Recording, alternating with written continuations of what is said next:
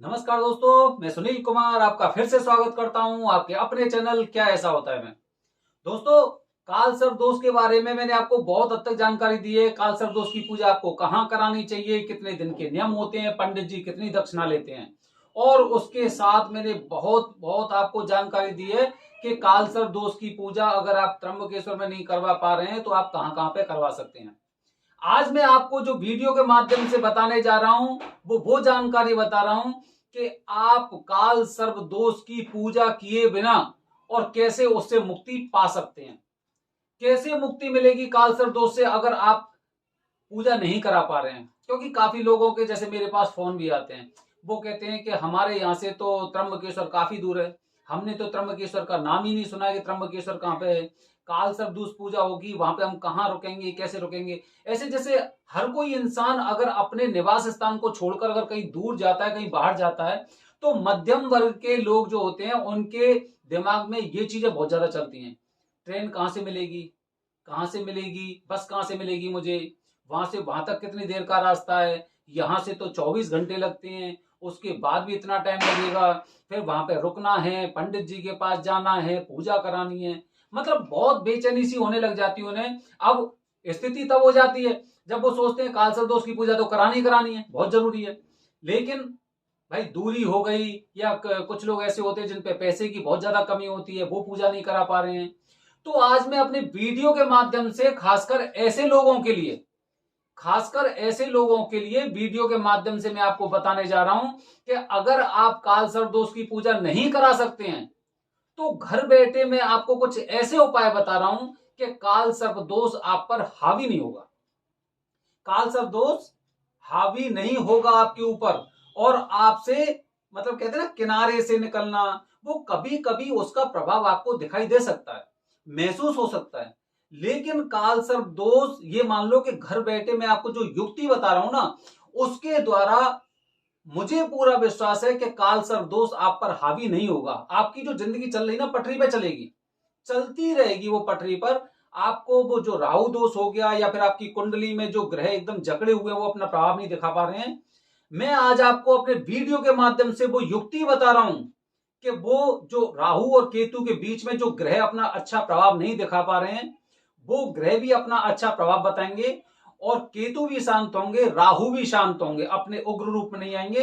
चाहे जो नौ तरह के जो काल सर्प योग होते हैं, चाहे वो कोई सा भी हो, आप कह रहे हो वासुकी है, आप कह रहे हो तक्षक है, आप कह रहे हो अनंत है, आप कह रहे हो कुलिक है, कुछ भी है, वो दोष आप तक नहीं पहुंचेंगे, ये मेरा 100% दावा है। आप पर्चा के देख लेना, लेकिन उसके लिए आपको कुछ ना कुछ प्रयास करने पड़ेंगे। अब कुछ प्रयास क्या है वो मैं आपको बता रहा हूं। सबसे पहले दोस्तों, आपको 40 दिनों तक का एक नियम पालन करना है। 40 दिन तक का, लगातार 40 दिन तक आपको क्या करना है, आपको भगवान शिव जी के मंदिर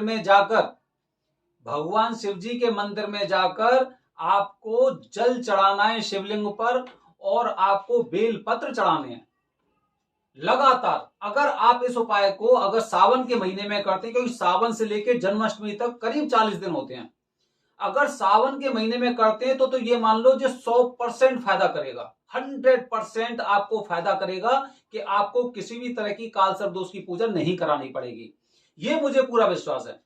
लेकिन अगर अभी तो सावन का महीना गया है, अब आप सावन के महीने का, आने वाले सावन का महीने का इंतजार तो नहीं करेंगे, तो अभी से जैसे कि आज शनिवार है और सोमवार से आप शिवलिंग पे जाइए, मंदिर जाइए, वहां पर दूध लीजिए, पानी लीजिए, घर से लेकर जाना है आपको।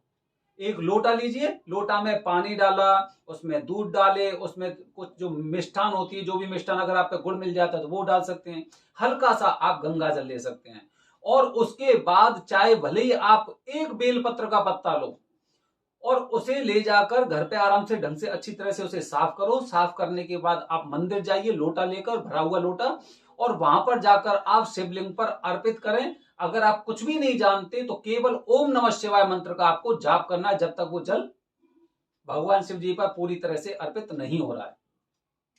ये मैंने आपको, ये मान लो जैसे कहते हैं ना ब्रह्मास्त्र, ब्रह्मास्त्र ये और अगर मैं रामायण के अनुसार अगर बात करूं तो जो अमोघ बाण होता है जिसके द्वारा भगवान श्री राम ने रावण का वध किया था, ये वो मैंने आपको युक्ति बताई है जिसकी वजह से आप काल सर्प दोष से घर बैठे मुक्ति पा सकते हो। इसके साथ आपको 40 दिन, जो मैंने 40 दिन की पूजा बताई है, 40 दिन आपको उन्हीं नियमों का पालन करना है जो मैंने अपनी वीडियो के माध्यम से पहले मैं बता चुका हूं, जो 40 दिन के नियम होते हैं पूरी तरह से। बहुत से लोग क्या करते हैं, जैसे सोमवार का व्रत रहते हैं, लेकिन सोमवार और अगले सोमवार आने में और 6 दिन होते हैं, तो वो कहते हैं चलो ठीक है कोई बात नहीं, बीच में ड्रिंक कर ली, कुछ नॉन वेज खा लिया, बाहर का कुछ वैसा खा लिया है, तो वो नहीं करना है आपको, वो नहीं करना है आपको। 40 दिनों तक पूरा सात्विक रूप से, पूरा एकदम सनातन धर्म के अनुसार जो हम सात्विक बताते हैं उस हिसाब से आपको 40 दिनों का पालन करना, और 40 दिनों तक निरंतर आपको सुबह जब सूर्योदय होता है उस समय आपको ये उपाय करना है। ऐसा नहीं कि आप शाम के समय जा रहे हैं, आप दोपहर में जा रहे हैं, सुबह के समय जब एकदम सूर्योदय होता है। और उसके साथ अगर संभव हो सके तो आपको क्या करना है, जैसे शिवलिंग पे जल चढ़ाने के बाद मंदिर में ही वहीं से आप पानी लेना, और पानी लेने के बाद सूर्य नारायण पे वहीं पे आप अर्घ दे देना। तो इससे क्या होगा, इससे आपकी कुंडली के, क्योंकि भगवान शिव सर्वोपरि हैं, सब लोग जानते हैं, अगर भगवान शिव की आपके मन में भक्ति है तो काल सर्प दोष हो गया या फिर किसी तरह का दोष हो गया, जितने भी ग्रह जो अपना एकदम क्रूरता वाला वो प्रभाव दिखाते हैं ना, वो पूरा प्रभाव भगवान शिव के पास जाने से, मंदिर जाने से, उन पर जल अर्पित करने से वो सारे दोष समाप्त हो जाते हैं। लेकिन आपको नियम के अनुसार वो 40 दिनों तक ये कार्य करना है, और 40 दिनों तक ही आपको उन नियमों का पालन करना है जो काल सर्प दोष पूजा के बाद लोग करते हैं। नॉनवेज नहीं खाना है, लहसुन प्याज का इस्तेमाल नहीं करना है, ड्रिंक नहीं करनी है, ऐसा आपको नियम बनाना है। अगला अगला केवल 2 कारण बताऊंगा, दूसरा उपाय बता रहा हूं आपको, दूसरा, और अगर इसके साथ अगर संभव हो जाए तो बहुत अच्छी बात है, क्योंकि वो चीजें होती रहती हैं। दूसरा उपाय बता रहा हूं, जब भी कहीं पर कुंभ का मेला हो, कुंभ तो आपने सुना होगा, कभी अर्ध कुंभ लगता है, कभी कुंभ लगता है, कभी हरिद्वार में लगता है, कभी उज्जैन में लगेगा, नासिक में लगेगा, इलाहाबाद में लगता है कुंभ 12 साल बाद जो आता है। मान्यताओं की माने, और जैसे कि अगर हम पुराणों की बात करें तो पुराणों मान्यताओं के अनुसार हमें ये ज्ञान मिला है कि जब कुंभ का आयोजन होता है तो वो ऊपर से अमृत की बूंद टपकती हैं, अमृतमयी बूंद, और इसीलिए वहां पर इतनी भीड़ भाड़ रहती है। काफी लोग कहते हैं ना भाई इतनी भीड़ में मैं नहीं जा सकता, बहुत भीड़ है, वो तो चाहे पहले ना लिए या बाद में ना लिए, ऐसा नहीं है। अगर ऐसा होता तो हमसे ज्यादा समझदार लोग इस दुनिया में मौजूद है, वहां पे भीड़ इकट्ठी नहीं होती। आपको ये बात ध्यान रखनी है और सोचनी है और मनन भी करना है कि भाई गंगा जी तो वो ये चाहे आज ना लो चाहे उस दिन ना लो, ऐसा थोड़ी होता है। तो दोस्तों क्या करना है, कुंभ का आयोजन हो तो आपको वहां पर स्नान जरूर करना है, जब भी लगे, चाहे वो 12 साल बाद लग रहा है, चाहे वो अर्ध कुंभ लग रहा है, जब भी कुंभ का आयोजन हो तो आपको वहां पर स्नान करना है और भगवान भोलेनाथ जी से आपको प्रार्थना करनी है कि हमारे ऊपर जिस तरह का दोष है वो दोष हमारा समाप्त हो जाए। बहुत लोग मैंने ऐसे देखे हैं, पीड़ा होती है उनके शरीर में, 50 तरह की परेशानियां होती हैं, और कुंभ का स्नान करने के बाद वो लोग सकुशल वापस आते हैं। मेरी मम्मी के साथ भी ऐसा हुआ था। मेरी मम्मी को कुछ अलग तरह की बीमारी हुई थी कि पूरे शरीर पे उनके पे, और वो मोटे मोटे एकदम ऐसे फोड़े टाइप के हो गए थे, और मैं पहले से ही उनका कुंभ के लिए रिजर्वेशन करवा चुका था जब वो प्रयागराज में लगा था, जिस समय भगदड़ मची थी।